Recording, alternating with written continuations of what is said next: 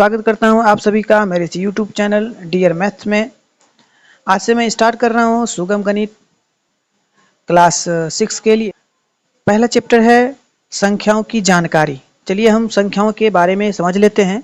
देखिए सबसे पहले में लिखा हुआ है प्राकृत संख्या या प्राकृत संख्या, प्राकृतिक संख्या या प्राकृत संख्या है। ठीक है, तो प्राकृत संख्या किसे कहते हैं? तो वस्तुओं के गणना में आने वाले संख्या को ही प्राकृत संख्या या प्राकृतिक संख्या कहते हैं, जैसे 1 2 3 4। चलिए उसके आगे देख ले हैं पूर्ण संख्या। पहला नंबर था प्राकृतिक संख्याएं और दूसरा नंबर है पूर्ण संख्या। तो पूर्ण संख्या किसे कहते हैं? तो प्राकृत संख्या में यदि शून्य मिला दिया जाए, यानी कि 0 से लिख दिया जाए 0 1 2 3 4, तो वो पूर्ण संख्याएं कहलाती है।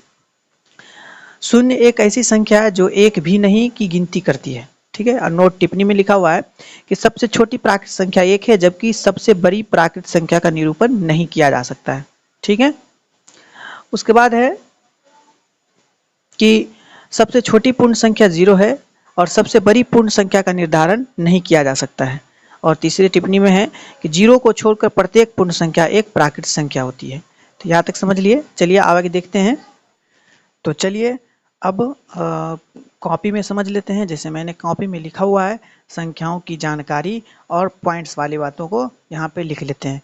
जैसे यहाँ पर मैंने लिखा है प्राकृत संख्याएं। प्राकृत संख्या किसे कहते हैं? तो वस्तुओं के गणना में आने वाले संख्या को प्राकृत संख्या कहते हैं। जैसे 1 2 3 4 5 और से आगे लिखे। जैसे यहाँ पर लिखा है आप संख्या रेखा, तो संख्या रेखा यानी कि ये रेखा जो है ये संख्या रेखा है। ठीक है, इस तरफ वाले भाग को क्या कहेंगे? प्लस वाले है। इस तरफ में प्लस वाले रहते हैं और इस तरफ में माइनस वाले रहते हैं। जैसे 0 है तो 0 के आगे 1 2 3 4 प्लस में जाएंगे, और इधर से अगर देखना है तो -1 -2 -3 इस तरह से बढ़ता जाएगा। ठीक है, अब उसके बाद है पूर्ण संख्या। तो पूर्ण संख्या किसे कहते हैं? तो प्राकृत संख्या के समूह में यदि शून्य मिला दें तो वह पूर्ण संख्या कहलाती है। जैसे यहाँ पर देखें तो 0 1 2 3 4 यानी कि प्राकृत संख्या के समूह में हम शून्य मिला दिए हैं, तो ये है पूर्ण संख्या। देखिए नोट में लिखे हैं कि सबसे छोटी पूर्ण संख्या 0 है और सबसे छोटी प्राकृत संख्या 1 है। चलिए उसके आगे देखते हैं आरोही क्रम। और आरोही क्रम क्या है? तो आरोही क्रम छोटी संख्या से बड़ी संख्या की ओर बढ़ना आरोही क्रम कहलाती है। ठीक है, तो यहाँ जैसे 5 7 9 11 इस तरह से छोटी बढ़ते चले और ये बड़ी तक पहुंच रही है। ठीक है, तो ये आरोही क्रम है। चलिए उसके आगे जैसे यहाँ पर अवरोही क्रम 4 नंबर चौथा पॉइंट है अवरोही क्रम।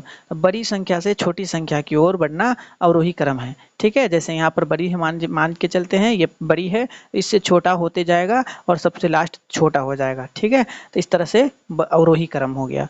उसके बाद है परवर्ती यानी कि ठीक बाद। परवर्ती संख्या ज्ञात करने के लिए उस संख्या में 1 जोड़ना पड़ता है। ठीक है, उसी प्रकार से पूर्ववर्ती संख्या यानी कि ठीक पहले, तो पूर्ववर्ती संख्या प्राप्त करने के लिए उस संख्या में से 1 घटाना पड़ता है। तो यहाँ तक समझ लिए। चलिए अब थोड़ा सा स्थानीय मानों के बारे में समझ लेते हैं।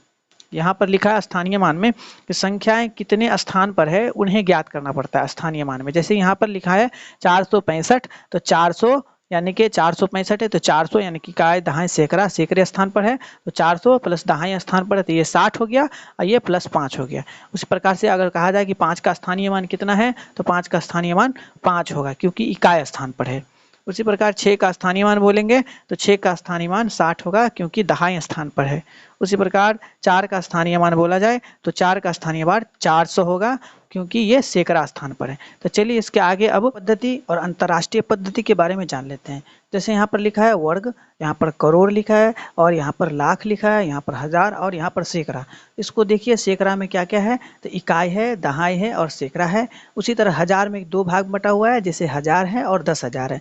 उसी प्रकार से लाख में तो लाख और 10 लाख है। इसमें भी करोड़ में भी 2 भाग है, एक में करोड़ है और दूसरे में 10 करोड़ है। तो इसको ऐसे ही पढ़ते हैं। जैसे अगर कोई सवाल रहे तो चलिए हम आगे सवाल में बताएंगे कैसे पढ़ा जाएगा। ठीक है, उसी प्रकार से अंतर्राष्ट्रीय पद्धति में क्या लिखा है, तो सैकड़ा, हजार, मिलियन, बिलियन इस तरह से लिखा गया है। तो सैकड़ा में 3 भाग है, जैसे इकाई, दहाई और सैकड़ा। हजार में इसमें 3 भाग है, जैसे 1000, 10,000 और 100,000। उसी प्रकार से मिलियन में भी 3 भाग है, एक में लिखा मिलियन, दूसरे में 10 मिलियन, तीसरे में 100 मिलियन। उसी प्रकार से बिलियन में भी लिखा है, तो एक में लिखा है बिलियन, दूसरे में लिखा है 10 बिलियन और तीसरे में लिखा है 100 बिलियन। तो इसको हम सवाल में समझेंगे। तो चलिए अब इसके आगे सवाल बताते हैं। तो यहाँ से क्वेश्चन बनाते हैं। जैसे प्रश्नमाला 1A में देखिए क्या लिखा है। पहला सवाल कि 3 अंकों वाली पूर्ण संख्याओं को की संख्या निकालिए। 3 अंकों वाली पूर्ण संख्याओं की संख्या निकालिए। चलिए इसको कॉपी पे बनाते हैं। तो देखिए मैंने कॉपी पे 3 अंकों वाली पूर्ण संख्याओं की संख्या निकालने के लिए कहा जा रहा है, तो मैंने लिखा है। चलिए हम इसको बनाते हैं। तो सबसे पहले इसको बनाने के लिए हम क्या करेंगे कि सबसे बड़ी यानी कि 3 अंकों की सबसे बड़ी पूर्ण संख्या को लिखेंगे। तो यहाँ पर लिखते हैं सबसे बड़ी पूर्ण संख्या 3 अंकों वाली, सबसे बड़ी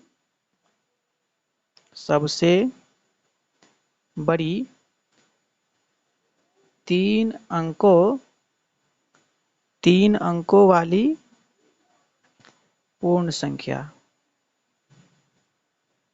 तो पूर्ण संख्या 3 अंकों वाली कितना है, तो 999 है। ठीक है।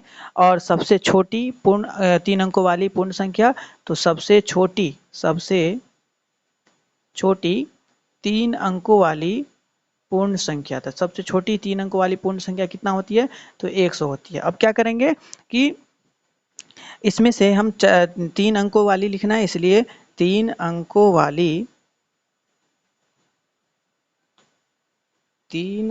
वाली कुल पूर्ण संख्याओं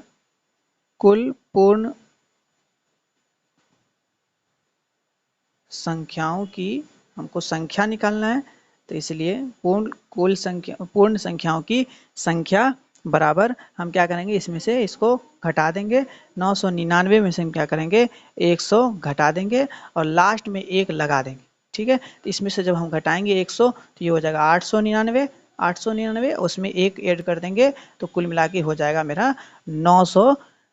3 अंकों वाली कुल पूर्ण संख्या की संख्या कितनी है, 900 है। तो चलिए इसके बाद दूसरे सवालों को बनाते हैं।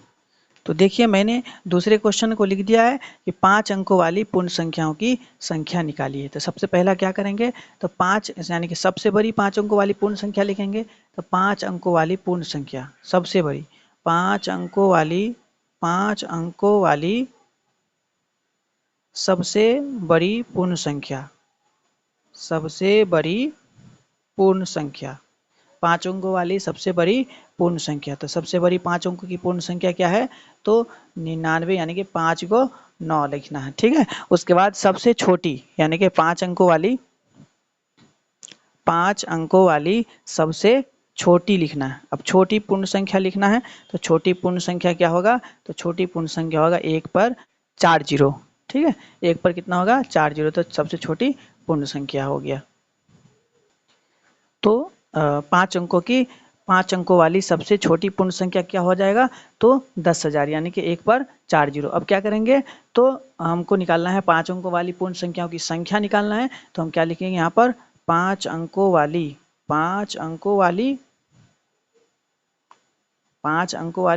कुल पूर्ण संख्याओं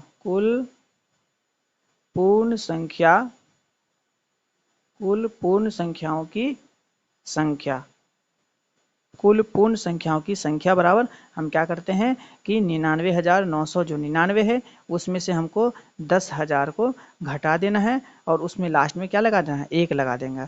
ठीक है। अब इसको जब हम घटाएंगे तो ये हो जाएगा 9 में से 0 जाएगा तो 9 बचेगा। ठीक है। उसके बाद 9 में से 0 जाएगा 9 बचेगा, 9 में से 0 जाएगा 9 बचेगा, 9 में से 0 जाएगा तो 9 बचेगा। ठीक है। और उसके बाद 9 में से 1 जाएगा तो 8 बचेगा। उसमें अब एक ऐड कर देंगे तो कुल हो जाएगा कितना, तो 9 1 10 की 0 हाथ से ले 9 1 10, इस तरह से 90,000 इसका आंसर आ जाएगा। तो चलिए अब हम तीसरे सवालों को बनाते हैं। मैंने तीसरे सवाल को यहाँ पर लिख दिया है। जैसे यहाँ पर लिखा है कि 6 अंकों वाली पूर्ण संख्याओं की संख्या को लिखें। चलिए हम 6 अंकों वाली पूर्ण संख्या की संख्या को लिखते हैं। तो सबसे पहले क्या लिखेंगे कि सबसे बड़ी 6 अंकों वाली पूर्ण संख्या,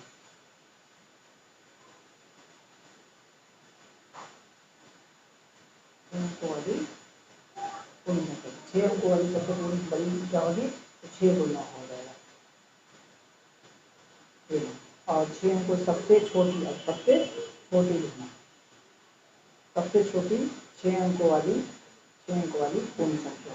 सबसे छोटी पूर्ण संख्या क्या हो जाएगा, 1 पर कितना दे देंगे, 5 पर दे देंगे। ठीक है, इसका हमको निकालना 6 अंकों की पूर्ण संख्याओं की संख्या निकालना है, तब लिखेंगे 6 अंकों की